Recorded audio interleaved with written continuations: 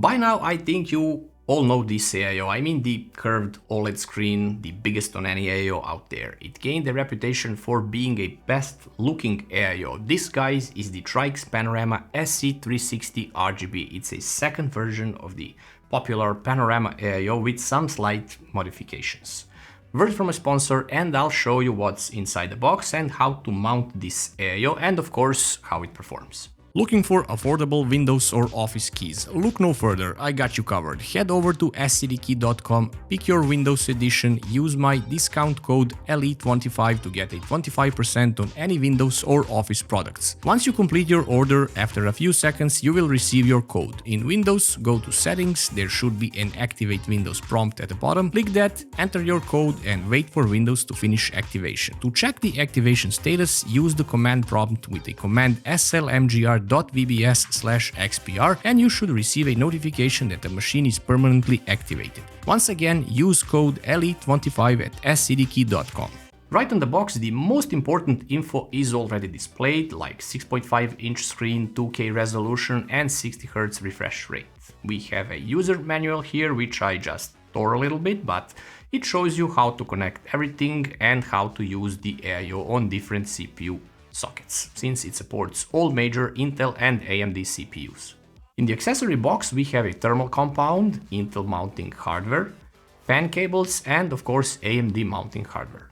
Here is the main part of this AIO, it's the screen itself, which is detachable and held by magnets to the pump block. The screen is of course controlled using the USB 2.0 header from your motherboard, and pretty much this is the major thing about this AIO. It's a detachable and rotatable screen. The radiator comes with three 120mm Rota fans which use proprietary connectors. The tubes are around 450mm and the paste, the thermal paste, did come pre-applied, but I already wiped it, so there is that. That's why we have some extra in the package, which other manufacturers seems to be forgetting or neglecting. So if paste comes pre-applied and you need to use it again, use the AIO again, or simply said you are sometimes too clumsy, like me, and wipe it off accidentally before even mounting the AIO, well, you are covered.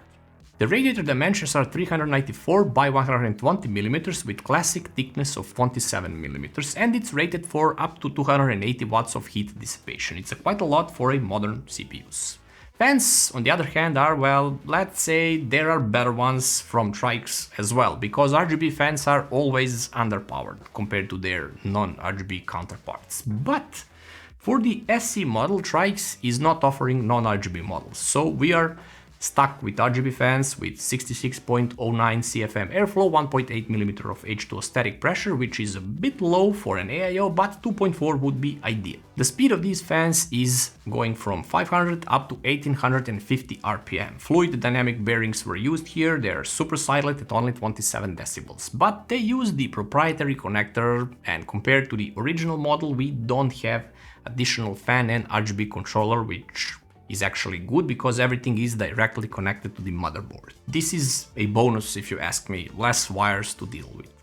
The pump is where this AIO differs the most from the original Panorama model. Instead of the Acitec Gen 8 pump, this one uses Acitec Adela pump. This is a slimmed down variant to make this AIO a little bit cheaper than the original model. So I guess the SE in the name stands for slimmed enough. The pump is still good, but it doesn't feature a VRM fan nor the 3-phase motor like the Gen 8 did. It still is quiet enough and performs quite good, but hey, the cold plate got bigger by around 2mm to compensate for everything else. It runs at 3600 RPM and it is PWM controlled with maximum cooling capacity of around 300 watts. Mounting is a bit fiddly on the Intel CPUs, since you need to put the bracket through the board, hold it in place and put the pump block on top and screw the 4 nuts with springs. On the AMD side of things, they are a little bit easier. You need to remove the original retention bracket from your motherboard and just install the new ones. These are the same ones that are used for Gen 8 pump, which puts even pressure on AMD chips, and of course repeat the process of attaching 4 nuts with springs, and don't worry if they squeak or squeal when you're twisting them, nothing to be alarming. The non-inclusion of the VRM fan gave birth to the rotatable screen now. So we now have this detachable screen that has like 4 little prongs or little legs that goes in the pump housing and stay in place thanks to the small magnet. So by removing the screen from here, we can now rotate it in 3 directions if your build requires such a thing. The screen is quite slim, but it is quite great as well. Technically, the screen is now an improvement compared to the original model. 6.5 inches AMOLED screen, non-glossy, 2K resolution, 60Hz refresh rate with 400 nits of brightness, and a nice feature to auto-adjust the brightness of the curved area, so that center area where everything might look brighter, it's all unified now. Having such a beastly screen on an AIO must be heavy on the CPU usage, you might ask. Well, it's not. The screen has inbuilt 4-core CPU, 2 gigs of its own RAM and 8GB storage to store everything you want to display on it. So basically it completely runs on its own and is not taxing on your CPU at all. It uses the Canali SE software for control, which should be integrated in the original Canali software as per TRYX promise. Anyhow, here you can control the screen and what is on it, of course. You can have it to display your CPU and GPU temperatures, CPU or GPU usage, time and date, and pretty much anything else you want, that is offered here. Predefined animations are excellent and are tailor-made for this screen, as they are showing some cool things like stuff popping out of the screen and giving you that 3D effect. You can put, of course, anything on the screen from static images to GIFs and your own videos, and heck, you can even split mode too. So this will split the display in 2 different sets of animations and sensors on it. The new feature here is the waterfall mode. Basically, when you rotate the screen in the 90-degree orientation, animation will follow that orientation. This is still a work in progress, but it's a nice feature to have, as this AIO is all about the bling bling, the looks, the aesthetic side of things. But is it all just pops and no bangs with it, or can it perform?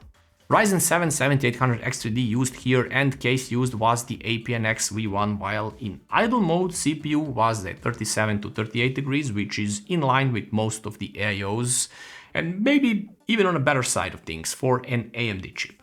While gaming, it was in high 50s, mostly around 55 to 56 degrees. But while being stress tested with the OCCT tests, this CPU never peaked above 68.7 degrees. So I would say that it performs in line with pretty much every better AIO out there. What I think that TRYX wanted to accomplish with the SE model is to bring it to the masses without compromising on the performance much and still being able to offer that gorgeous AMOLED screen to its customers. Once again, we have to take into the consideration that this is a premium product and it is not meant for everyone. This is not your standard AIO. This is the highest of the high AIO. It is completely oriented to aesthetics, and for that you need to pay the premium PC Master Race tax, which for this AIO is around $279 well, compared to the $349 of the original model. This is cheaper, but compared to everything else, this is still an expensive AIO. But if your PC needs this beauty in it, well, reach in those deep pockets and pay for it. You will still have 6 years of warranty. The performance is not compromised, even though everything else is some sort of compromise compared to the original model. But this gorgeous screen is like nothing else. No AIO can compete with this. Yes, some things could have been better, like the fiddly mounting on the Intel CPUs and rotation of the screen, as you need to to watch out for the USB cable, as it will get in the way of things, so be careful about it. But again, look at it, it's a real beauty. Alright, nothing else to say, it's an AIO, it cools your CPU while looking pretty. Thanks for watching. Now be a pal and hit that subscribe button and like the video, and I'll see you in the next one.